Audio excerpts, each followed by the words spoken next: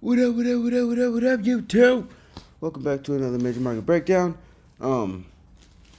If you haven't been here before, we go through all of the major markets as far as forex pairs, indices, metals, and dig into what's about to happen for the week. So go ahead and hit that like button, sub button, and that bell icon.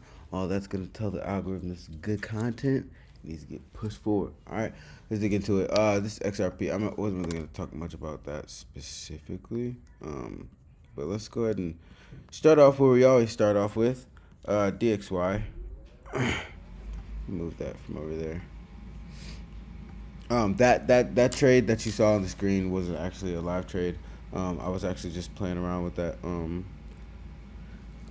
paper trading feature on TradingView. I just kind of saw it a few days ago. It was just messing around with it. It was a good trade, but it wasn't a live trade. So just to be transparent about that you saw there when we first got up here. But DXY ended up tapping every single level that we thought she was gonna do, but didn't give up anything past this kind of midway point that we had here that it melted through. Sorry, too. I wouldn't really expect too much of a push higher than this high if we do get something like that this week, which is let me get rid of this box. Fairly reasonable to say. I could put a line, just a line right here, because once we kind of get a close up under that, we'll probably be kind of fair to go towards more towards this low here. So I can go on my 1 hour real quick, so I can get all the way over here. Make this just a little bit smaller, because that's kind of more of a precise target there on the dollar. Move this so I have a little bit more chart room. There we go. But this week I'm expecting to get a little bit of a reaction off of this level to the upside on the dollar. But hopefully that'll occur earlier in the week, so that whenever whenever it does get here, we'll be in a fair position to get more buys on EURUSD. This entry we set up, I believe, the week before last. I don't know. I know it's been on the major market breakdowns for this whole setup has been on the major market breakdowns for a little bit. So I'm already in some entries on this, but the way I'm gonna play it moving forward is I'm gonna look for a pullback down to this level here. Let's get down to the 30 minutes so I can give you a little bit better look at what I'm looking for. Let me get rid of this box here. I wanna get a pullback to roughly this area here. I wouldn't say wanna, but that's what I'm kind of seeing. These kind of waves for euro are pretty, I don't know, predictable. So we're probably gonna get left into this zone, if not maybe even a little lower off of that dollar move higher, and then we'll be able to start getting some more positions to take this a little bit higher off of a weaker dollar. But that'll just take some patience. So as soon as the market opens, don't be spamming the buy button or anything like that, because this is not financial advice, and you guys are going to trade safe and smart and use good risk management like always, because you campers are the smartest ones. Oops.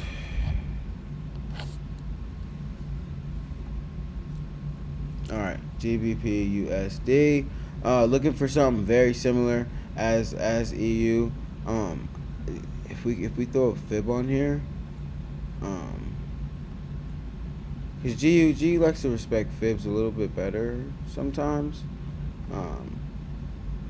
And if we're looking at a really good entry, then this level here is not bad at all. Let me get rid of this. I know where it's at.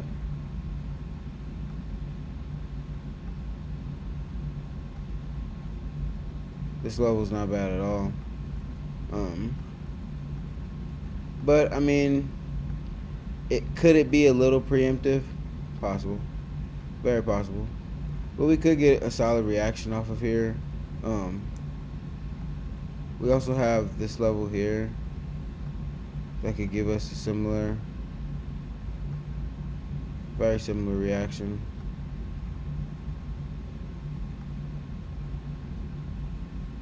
Um, I think this is golden. That's 38, if I'm not mistaken, from what I just did.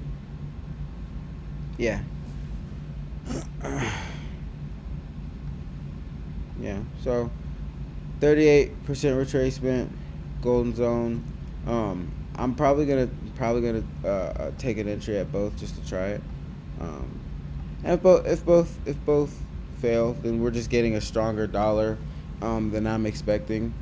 Uh, but I'm definitely looking for this to roll over into these levels here and give us a buy. Now, if you want to just be like, play it super extra safe, you can just take a very small position and just give yourself both areas to scale in, which I do. I do quite a lot. Um, I just don't like scale in at random places. Like I'll get in first here. If price decides to boom a little lower, I'll get entries here. But the entries here are a lot. I'm taking a lot less risk on those entries because if price continues to roll over from there, I'm just out because these are the levels that I like. Let's take a look at the edge finder though. Get this pulled up. Yeah, it's probably gonna change, like as the market opens up in the first couple of days, um, Monday Tuesday unfold. But as far as right now, Sunday 10 a.m. Eastern time, um, NZD has a pretty bullish score. NZD CAD still with a pretty bullish score. CAD JPY pretty bullish. AD JPY pretty bullish. All that is pretty the same from last week. Now, what's a bit different is that we have a slightly more neutral read on gold, um, or slightly less neutral read. Or I guess neutral is neutral. I don't want to say less or more neutral, but it had to have a +2, I believe last time I looked at it. Now it's got a +1, so we could see metals kind of depressed a little bit this week. But and seeing that kind of gives me a little, like, kind of raises my ears a little bit about buying against the dollar this week while I'm seeing weak gold, because they usually go opposite directions roughly. So we're definitely gonna and that could honestly be how we're seeing the dollar push a little bit higher. We're kind of just probably seeing that play a little bit in gold right there with that kind of read. um, but let's go take a look at gold real quick.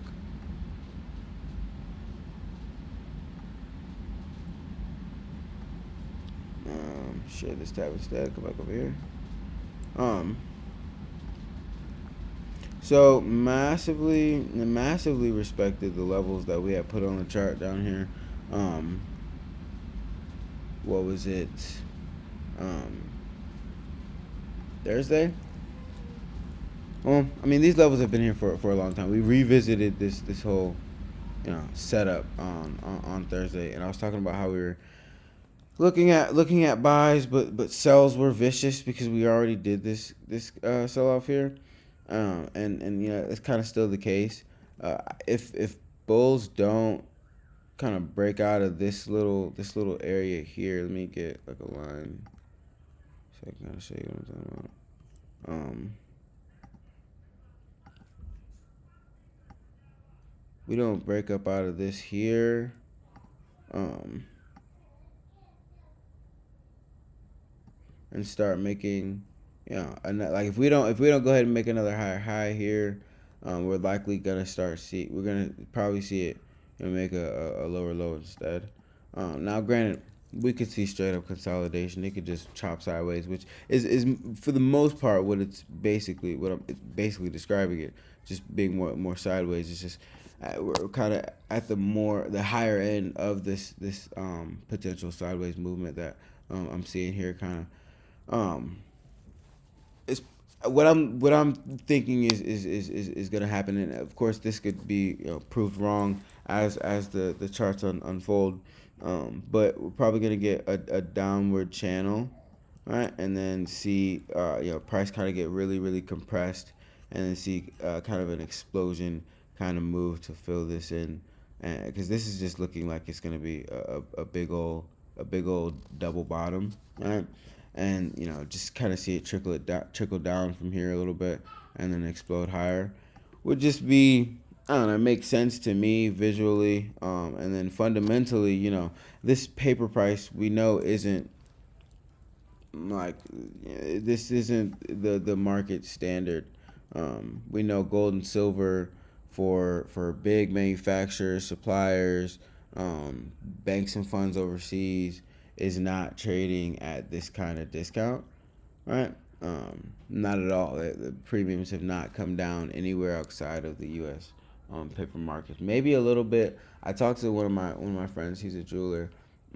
Maybe a little bit in Italy, but even his suppliers, in like all his suppliers, like here in based in America or close by, are still at the same premiums that we ended last year at. So if that gives you any sort of context to how this should trade over the next couple of weeks or so, should give you a good bit of context. If the real metal hasn't gone down in price, then this is clearly some paper manipulation going on, and we stand to gain. We stand to benefit greatly off of this paper manipulation because we can smell it, we can see it, and we can trade off of it. So we're gonna wait for some more pullbacks here on gold. See if we can't tag one of these levels here. It's not 100%. We could zoom off from here, and I would just be waiting for a pullback to a reasonable level to get in on. But as far as it stands right now, I would love price to come down to a discount and give me an opportunity to get in. Now this video this week is going to be a little bit shorter than usual. It's because I am a little bit more focused on gold and silver this week. I'm personally trading them a little bit more than usual this week, last week, and the week before that.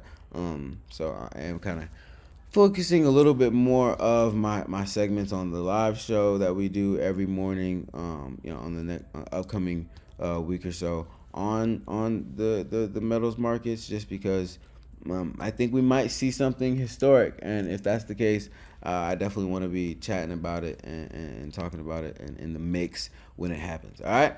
I love y'all. Make sure you're kind to somebody today. If you haven't already hit that like button, sub button, and that bell icon, then and you stayed this long, like you clearly got some value out of it. So go ahead and hit that button for me. It ain't nothing but just tap it. Just it ain't nothing but a quick little boop. You know what I'm saying? And it's free. All right. Again, I love y'all. Make sure you're kind to somebody today. I'm gonna catch y'all on the next one.